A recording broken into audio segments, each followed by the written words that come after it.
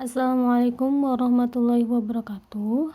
Perkenalkan, saya Sayyidah Mursida dengan nomor induk mahasiswa 2011010004. Mahasiswi jurusan Informatika 13 di Stikom El Rahma Bogor. Pada saat ini saya akan menjelaskan tentang manajemen mutu. Nah, oke, lanjut saja.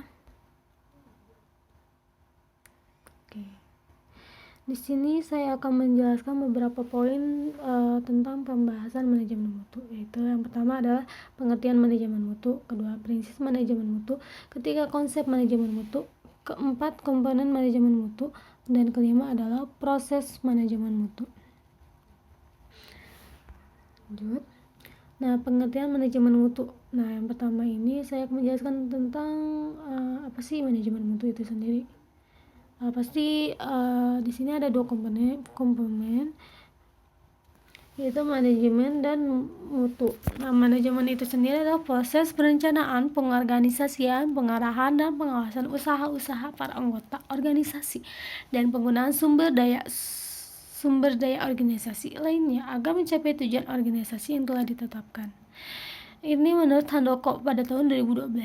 Lalu mutu atau kualitas merupakan suatu kondisi di mana yang berkaitan dengan produk, pelayanan, orang, atau proses dan lingkungan yang memenuhi atau melebihi apa yang diharapkan menurut Coates dan Davis pada tahun 2005. Nah, setelah penjelasan dari manajemen dan mutu, maka kita dapat menyimpulkan bahwa manajemen mutu terpadu itu adalah merupakan manajemen dengan pendekatan yang secara terus-menerus difokuskan pada peningkatan kualitas, agar produknya sesuai dengan standar kualitas dan bermutu dari masyarakat yang dilayani dengan pelaksanaan tugas pelayanan umum, public service, dan pembangunan masyarakat. Menurut Hadari tahun 2005. Langsung di sini saya akan memberitahu tentang sejarah perkembangan manajemen mutu. Nah, ini saya ambil sumber dari penjelasan sebelumnya pada materi yang Bapak sampaikan. Nah, di sini ada 5 era. Pertama yaitu era tanpa mutu.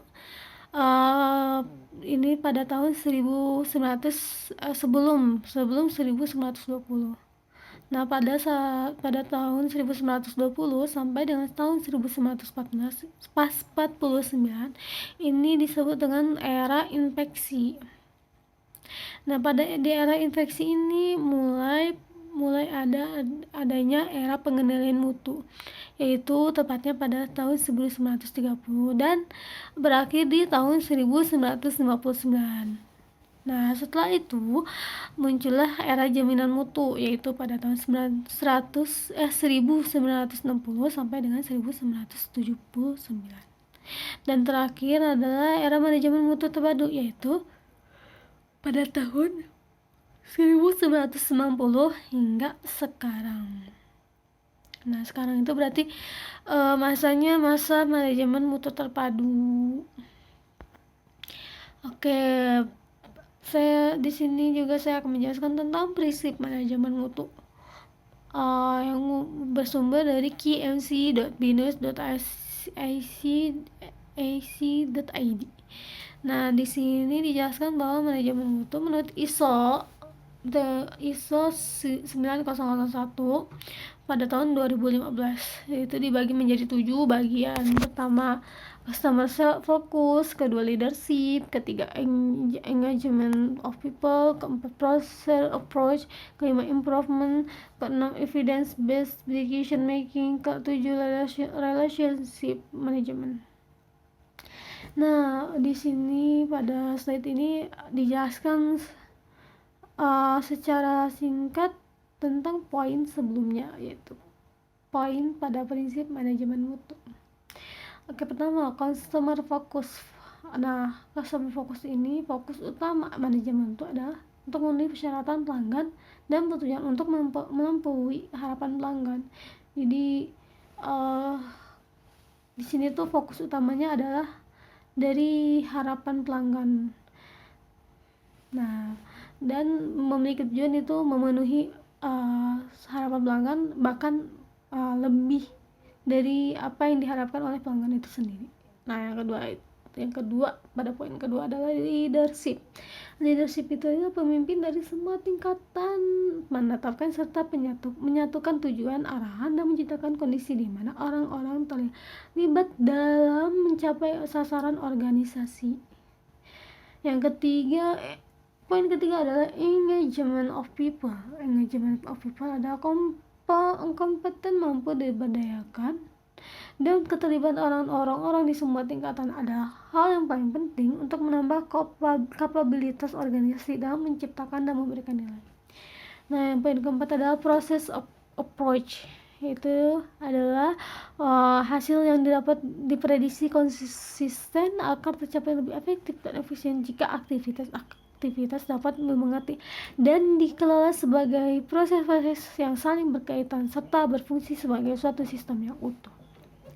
Yang kelima adalah improvement. Ini adalah hal yang paling penting pada semua organisasi. Nah, organisasi yang sukses itu selalu fokus terhadap perbaikan atau improvement. Yang keenam ada evidence based decision making. Poin keenam ini adalah pengambilan keputusan berdasarkan analisis dan evaluasi data dan informasi memiliki kemungkinan yang lebih besar untuk mencapai hasil yang diharapkan. Nah, yang ketujuh adalah yang terakhir pada poin ini adalah relationship management. Relationship management adalah untuk mempertahankan kesuksesan organisasi harus mengelola hubungannya dengan pihak-pihak yang berkepentingan, yaitu diantaranya adalah para pemasoknya.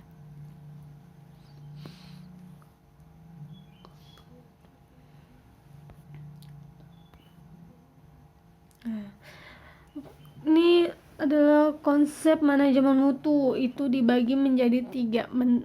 Saya ambil dari situs gsmcertification.com. Oke, di sini quality assurance itu adalah merujuk pada ketentuan berdasarkan standar persyaratan kualitas dan ketepatan metode seperti yang telah ditetapkan oleh badan ahli kualitas, harus melalui uji penilaian yang sesuai dengan persyaratan standar. Lalu poin kedua adalah contact conformance. Nah, contact conformance itu merupakan kualitas harus sesuai dengan kontrak atau memenuhi kesepakatan bersama, di mana kualitas spesifikasinya ditetapkan berdasarkan negosiasi ketika kontrak bersama. Nah, yang ketiga adalah customer driven. Customer driven ini adalah pengertian kualitas harus sesuai dengan kebutuhan pelanggan. Kualitas pada pengertian ini merujuk pada kualitas standar nasional, di mana kebutuhan, harapan, dan keinginan customer dapat terpenuhi. Nah, di sini dijelaskan adanya komponen manajemen mutu. Itu ada 4. Saya ambil dari situs glins.com. Nah, pertama itu adalah quality planning. Quality planning merupakan proses pembuatan standar kualitas dan cara pencapaiannya. Kedua adalah quality improvement. Quality improvement ditunjukkan memang untuk meningkatkan kualitas produk atau jasa yang sedang diproduksi oleh perusahaan. Ketiga adalah quality control. Quality control itu merupakan pengawasan proses guna menjaga kualitas produksi agar sesuai dengan standar yang ditetapkan di awal. Yang keempat adalah quality assurance. Quality assurance adalah tindakan yang dilakukan untuk memastikan bahwa produk atau jasa sudah memenuhi standar yang ditentukan. Oke, pembahasan terakhir adalah proses manajemen mutu yang diambil di situs wika.co.id www.wka.co.id. Itu proses manajemen mutu, pengertian tujuan dan prosesnya. Nah, di sini ada 2 proses. Yang pertama adalah perencanaan dan strategi mutu. Nah, perencanaan dan strategi mutu adalah untuk melaksanakan harus diawali dengan perencanaan yang baik. Jadi manajemen mutu itu harus diawali dengan perencanaan yang baik. Rencana dan strategi yang dibuat pun juga harus memiliki struktur tahapan atau proses yang tepat. Selain itu, di dalam tahap Perencanaan strategi ini juga perlu dilakukan analisis untuk mengetahui kebutuhan dari konsumen dan pelanggan agar membantu meningkatkan kepuasan pelanggan terhadap produk maupun jasa yang dihasilkan. Nah, yang kedua ini adalah poin kedua adalah implementasi perencanaan mutu. Di dalam proses implementasi mutu ada hal yang perlu diperhatikan seperti standar pengajaran atau pembuatan produk dan pengecekan kualitas mutu. Jika sudah sesuai dengan standar mutu yang digunakan oleh perusahaan, barulah produk maupun hasil akan diberikan dan disebarkan kepada para konsumen di luar. Jadi sebelum disebarkan ataupun diberikan kepada konsumen harus sesuai, produk itu memiliki mutu yang sesuai dengan standar ketetapan yang sebelumnya telah ditetapkan. Nah, mungkin itu saja yang bisa saya sampaikan. Saya Saidah Mursida dari mahasiswa jurusan Informatika 13 Cikap Erama Bogor. Pamit undur diri. Wassalamualaikum warahmatullahi wabarakatuh.